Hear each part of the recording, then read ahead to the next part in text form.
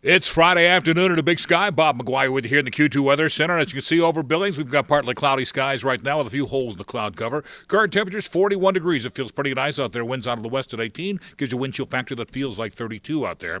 Around the rest of the state, our temps are mostly into the 30s and 40s, and that's probably pretty much where they'll stay most of the day. But as you can see, it's very windy, especially in western Montana. Around the Livingston area, wind gust last hour, 62 miles per hour. Very windy out in the western part of the state. And as you can see, because of that, the Weather Service has a number of watches and warnings on the threat board. Basically, we're looking at winds gusting 65 miles per hour in the high wind warning areas. There's a wind advisory in the Beartooth foothills, 60 to 70 mile per hour winds. And up in the Absaroka Mountains, could see as much as a foot of snow up there. And the rest of the western mountains, we're looking at winds gusting to 60 miles per hour right into Saturday evening. And, of course, there's going to be a lot of snow on the other side of the divide, anywhere from 1 to 6 inches of snow expected. And they're expecting to see a lot of blowing and drifting snow in that area. Over in Yellowstone Park, that's a winter storm warning. Could see 5 to 8 inches of snow in the central part of the park and maybe 10 to 15 inches of snow out in southwestern part of Yellowstone Park as well.